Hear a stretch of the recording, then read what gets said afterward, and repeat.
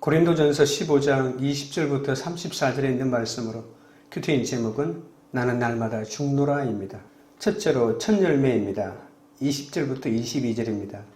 그러나 이제 그리스도께서 죽은 자 가운데서 다시 살아나사 잠자는 자들의 첫 열매가 되셨도다. 사망이 한 사람으로 말미암았으니 죽은 자의 부활도 한 사람으로 말미암는도다. 아담 안에서 모든 사람이 죽은 것 같이 그리스도 안에서 모든 사람이 삶을 얻으리라. 그리스도가 실제로 부활했다는 사실을 확인하고 그리스도의 부활이 우리의 미래에 어떤 소망을 여는지 말합니다. 그리스도께서 죽은 자들 가운데서 일으켜져서 잠자는 자들의 첫 열매가 되셨다고 합니다. 잠잔다라고 하는 말은 죽음을 말하는 것이죠. 부활을 믿는 그리스도인들에게 죽음은 잠을 자다가 깨는 것과 같습니다. 잠은 잠깐의 쉼과 같죠. 그리스도의 부활은 인류의 조상인 아담이 그 후손들에게 지워진 죽음의 운명을 뒤집은 사건이기도 합니다. 죽음이 한 사람으로 말미암아 발생했으니 죽은 자들의 부활도 한 사람으로 말미암아 발생했다고 말합니다. 이 말을 구속사로 보면 첫 번째 아담이 죽음을 들여왔다면 종말의 아담인 예수님은 이 첫 번째 아담이 가져온 인류의 숙명을 극복하고 부활을 가져왔다는 말입니다. 그래서 예수님과 연합하는 모든 사람은 삶을 얻을 수가 있는 것이죠. 각 세대의 조상들은 각기 후손들의 운명을 결정한다고 볼 수 있습니다. 아담은 첫 번째 창조의 조상으로서 이 세상에 속한 모든 사람의 운명을 결정하고 그리스도는 종말의 아담으로 종말의 새 창조의 조상으로 그를 믿음으로 새로 지음받은 모든 사람의 운명을 결정합니다. 아담은 불순종으로 죽음을 인류에 들어왔다면 그리스도는 순종함으로 생명을 가져왔습니다. 예수 그리스도는 자신을 대속의 제사로 바쳤기 때문에 우리의 죄가 씻기고 용서되고 하나님과 올바른 관계를 회복하게 되죠. 그래서 우리는 하나님께 의존하고 순종하는 관계에 들어갈 수 있고 하나님의 무한한 부유함을 덧입어 사는 길이 열린 겁니다. 그리스도의 부활은 바로 창조주 하나님의 생명의 힘으로 죄가 가져오는 죽음을 극복한 사건입니다. 우리가 그리스도를 믿는다는 것은 그리스도가 우리 죄를 위해 죽고 부활했다는 사실을 믿는 것이잖아요. 우리는 믿음으로 말미암아 그리스도 안에 있고 이제 아담 안에서 죄와 죽음의 숙명에 놓였던 것에서 해방을 얻어 부활의 삶을 살게 됩니다. 그러나 그리스도의 죽음과 부활은 이미 발생했지만 아직도 완성되지 않은 상태에 있다는 사실을 아셔야 합니다. 우리는 그리스도를 믿음으로 말미암아 그리스도의 죽음과 부활로 이미 발생한 구원을 누리기 시작하였는데 그것은 어디까지나 그리스도가 재림하실 때 완성될 구원의 첫 열매 또는 첫 맛에 불과하다는 것이죠. 그래서 로마서 8장 23절에서도 그뿐 아니라 또한 우리 곧 성령의 처음 익은 열매를 받은 우리까지도 속으로 탄식하여 양자될 것, 곧 우리 몸의 속량을 기다리느라고 말했던 겁니다. 그리스도를 믿음으로 하나님과의 올바른 관계가 회복됩니다. 이것을 바울은 의인되고 또 화해되고 하나님의 자녀로 입양되고 새로 창조된다는 여러 가지 표현을 사용하죠. 우리가 예수 믿고 지금 누리고 있는 자유와 평강과 사랑과 건강 이 모든 것이 바로 첫 열매입니다. 그러나 우리가 알아야 할 것이 있습니다. 우리는 종말이 아직 유보된 세대에 살고 있다는 겁니다. 이 세상에는 아직도 죄와 죽음의 힘에 노출되어 죽음의 증상들이 얼마나 갖가지 고난들로 나타나고 또한 그 고난을 겪다가 결국 죽음을 맞아 무덤에 들어가게 된다는 사실이죠. 구원의 완성은 우리가 죄와 죽음의 세력에서 완전히 해방되고 하나님의 온전한 은혜에 참여하는 것인데 이것이 바로 부활이 보여주는 표시이죠. 우리는 그리스도를 믿음으로 그리스도의 죽음과 부활로 이미 발생한 구원의 첫 열매를 누리지만 그 구원의 완성인 부활에는 아직도 참여하지 못하고 기다리고 있는 것입니다. 그래서 바울은 그 몸의 완전한 부활을 소망으로 기다려야 한다고 하면서 만약에 소망이라면 참고 기다려야 한다고 말합니다. 23절입니다. 그러나 각각 자기 차례대로 되리니 먼저는 첫 열매인 그리스도요 다음에는 그가 강림하실 때에 그리스도에게 속한 자요 구약에서 첫 열매는 무조건 하나님께 드려야 합니다. 그것은 이 세상 모든 것이 하나님께 속한 것이라는 신앙 고백이죠. 바울은 예수 그리스도가 첫 열매로 부활했다고 강조하고 있습니다. 예수 그리스도가 앞으로 부활하게 될 모든 사람의 대표로 먼저 수확된 첫 열매라는 뜻이죠. 그러므로 우리들도 첫 열매인 그리스도를 따라 장차 죽은 자들에게서 부활하게 될 겁니다. 바울은 이것은 그리스도의 재림 때에 일어난다고 말합니다. 부활은 각기 차례대로 일어나게 될 것인데 먼저 그리스도가 첫 열매로 부활하고 그 후에 그리스도를 믿어 그리스도 안에 있는 자들이 그리스도의 재림 때 완전하게 부활한다는 겁니다. 24절부터 28절입니다. 그 후에는 마지막이니 그가 모든 통치와 모든 권세와 능력을 멸하시고 나라를 아버지 하나님께 바칠 때라. 그가 모든 원수를 그 발 아래에 둘 때까지 반드시 왕노릇 하시리니 맨 나중에 멸망받을 원수는 사망이니라. 만물을 그의 발 아래에 두셨다 하셨으니 만물을 아래에 둔다 말씀하실 때에 만물을 그의 아래에 두시니가 그 중에 들지 아니한 것이 분명하도다. 만물을 그에게 복종하게 하실 때에는 아들 자신도 그때에 만물을 자기에게 복종하게 하신 이에게 복종하게 되리니 이는 하나님이 만유의 주로서 만유 아래 계시려 하심이라. 재림은 바로 그리스도의 부활로 시작된 종말의 끝이요 극치입니다. 모든 통치와 모든 권위와 모든 권능이라고 했는데 이것은 창조주 하나님의 통치에 반대하는 모든 사탄의 세력들을 말하죠. 이들은 하늘의 영적 세력뿐 아니라 그들의 뜻을 쫓아 악과 불의를 자행하는 땅 위의 통치 세력들도 포함합니다. 그들은 인간을 압제하고 괴롭히고 있는 모든 세력이죠. 예수님은 하나님 아버지에게서 왕권을 넘겨받아 모든 원수를 그 발 아래에 둘 때까지 이 세상에 대한 구속사역을 지금도 담당하고 계십니다. 하나님은 예수 그리스도를 죽은 자들 가운데서 일으키셔서 자신의 우편에 앉히고 모든 원수를 예수께 무릎 꿇릴 것입니다. 하나님의 우편이라고 하는 말은 하나님의 대권을 위임받아 하나님의 통치를 대행하는 분으로 취임했다는 뜻이죠.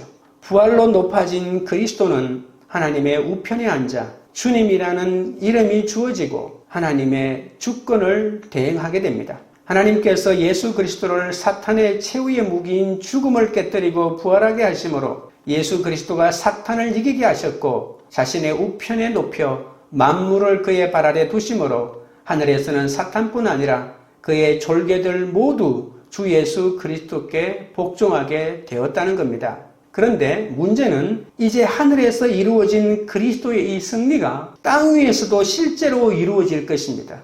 땅 위에서는 아직도 사탄의 세력이 주 예수 그리스도께 굴복하지 않고 계속 창조주 하나님의 통치에 반역하고 죄악과 죽음의 정상인 모든 고난을 만들어내고 있거든요. 그럼 지금 그리스도는 현재 하나님께 위임받은 주권을 어떻게 행사하고 계실까요?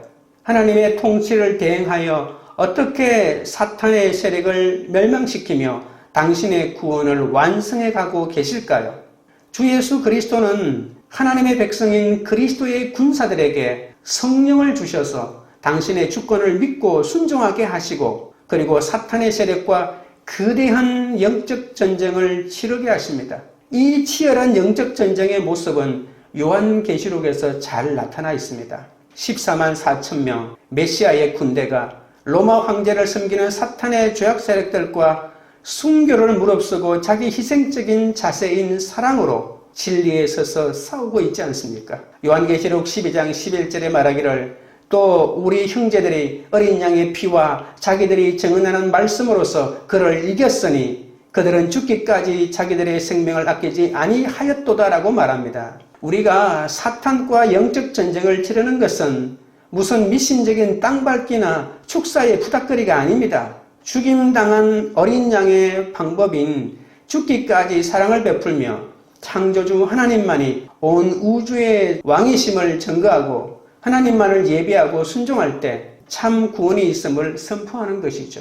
주 예수 그리스도의 영에 힘입어 믿음과 소망을 굳게 잡고 사랑을 행하고 진리 편에 서서 의를 행하며 부지런히 복음을 선포하여 평화를 도모함으로 이 거룩한 영적 전쟁을 수행하게 된다는 겁니다. 주 예수 그리스도가 사탄의 세력을 소탕할 때 마지막으로 멸망될 원수는 바로 죽음입니다.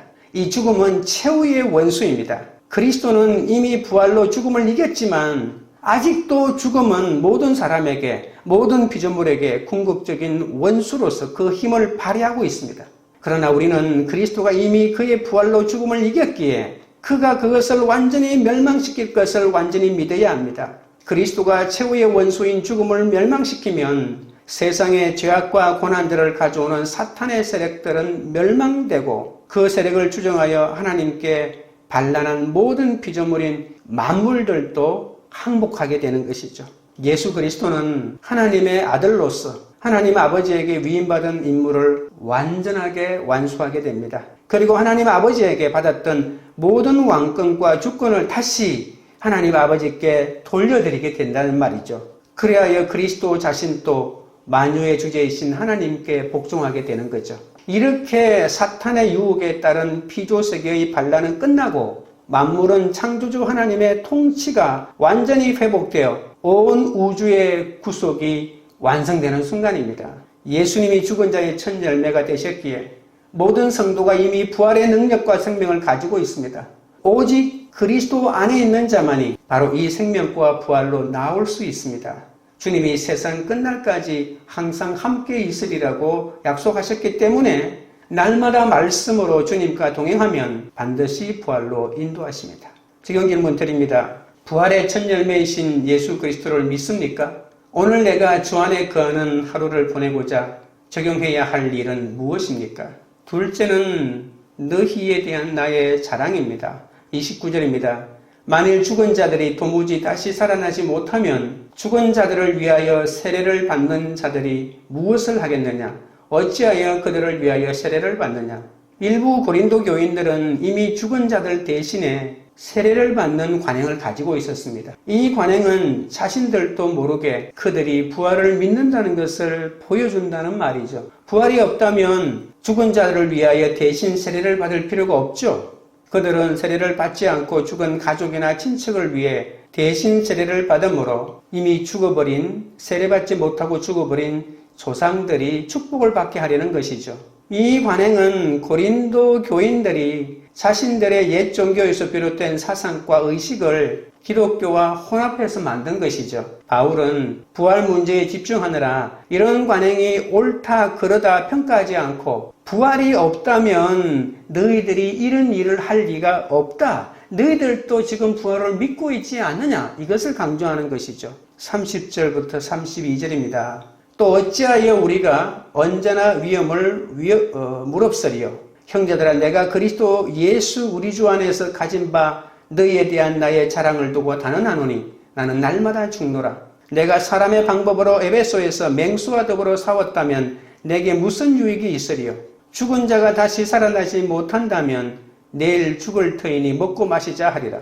바울은 두 번째 예로 자신이 죽음을 무릅쓰고 사도직을 감당한 것은 부활이 있었기 때문이라고 말합니다.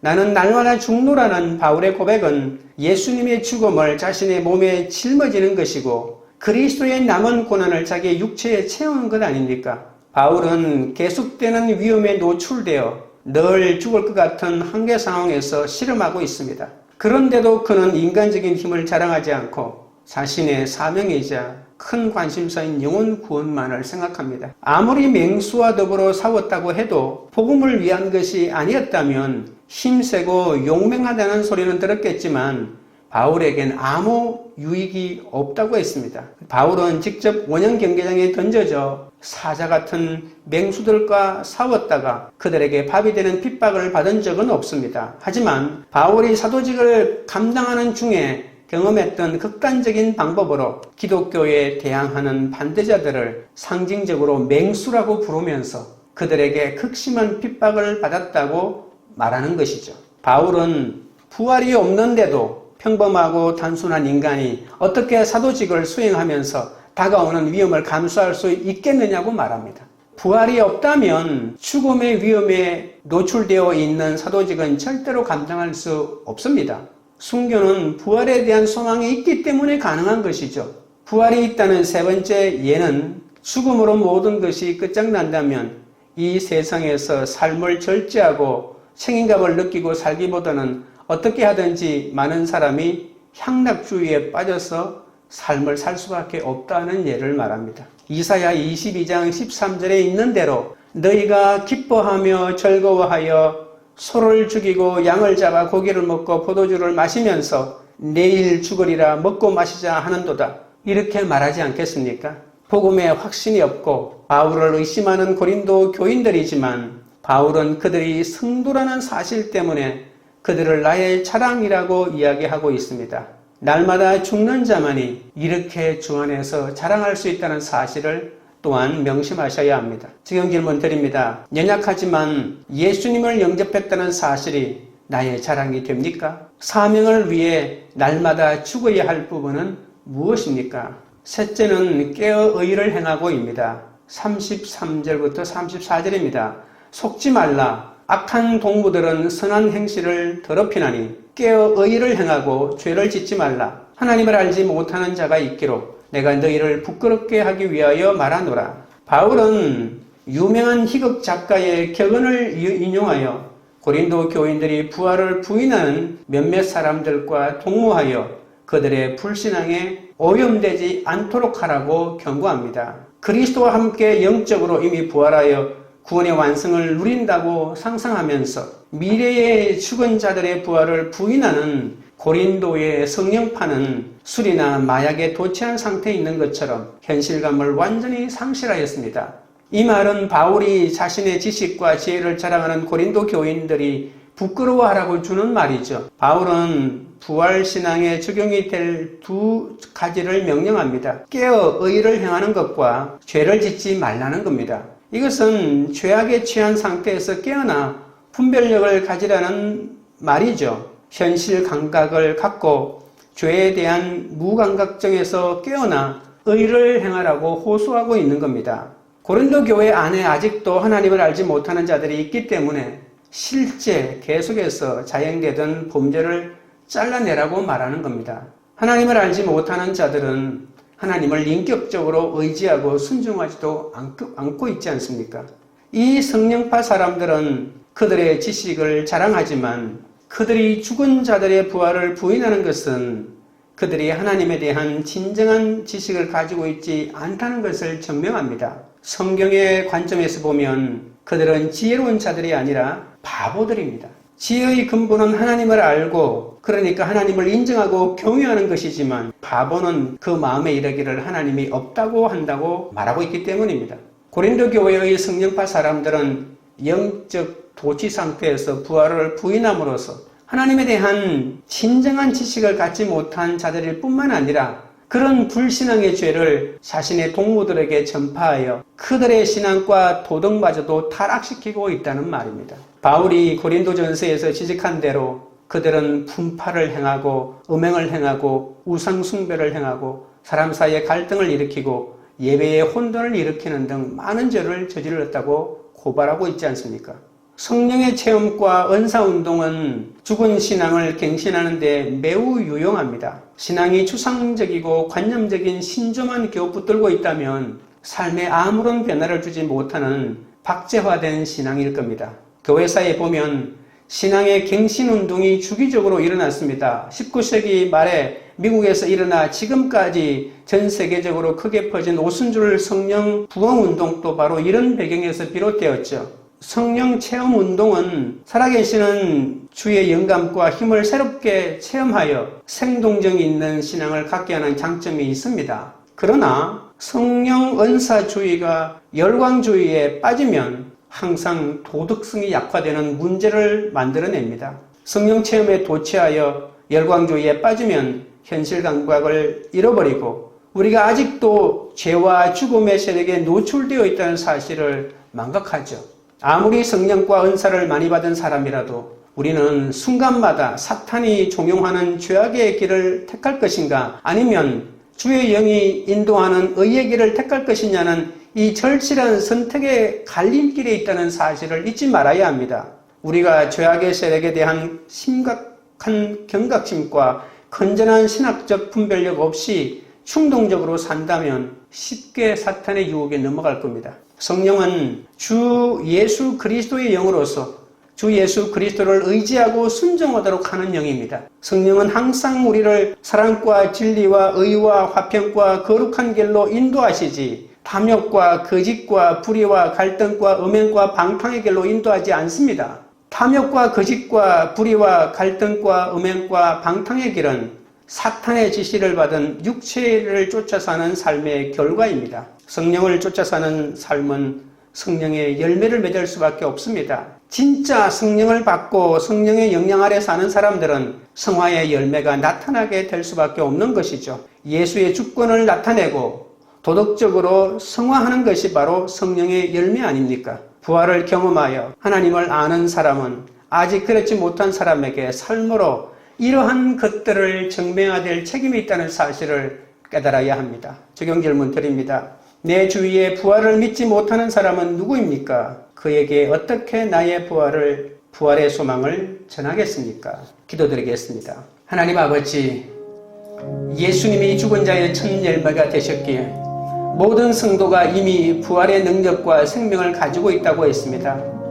그런데도 저는 주님이 주신 부활의 생명을 누리지 못하고 사탄의 유혹에 넘어가 세상을 부러워할 때가 많았사오니 용서하여 주시옵소서. 성령 충만하여 그리스도의 군사가 되어 예수 그리스도의 보혈로 거룩한 영적 전쟁에 참전하여 죽기까지 사탄의 세력들과 싸워 문 영혼을 살리는 삶을 살게 하여 주옵소서. 바울은 복음에 확신이 없고 자신을 의심하는 고린도 교인들마저도 성도라는 사실 때문에 자신의 자랑으로 여긴다고 말했습니다. 저도 바울처럼 날마다 죽음으로 주 안에서 자랑할 수 있도록 붙들어 주시옵소서. 사명 따라 날마다 기쁘게 죽는 삶을 살게 하시고 영원 구원이 저의 자랑이 되도록 인도해 주옵소서. 부활을 경험하여 하나님을 아는 사람은 아직 그렇지 못한 사람에게 삶으로 그것을 증명해야 할 책임이 있다고 하셨습니다. 부활을 믿지 못하는 자들을 숨기고 삶으로 부활을 증명하게 하시고 말씀과 기도로 늘 깨어 의를 행할 수 있도록 역사하여 주옵소서. 탐욕과 거짓과 불의와 갈등과 음행과 방탕의 길은 사탄의 지시를 받은 육체를 쫓아 사는 삶의 결과입니다.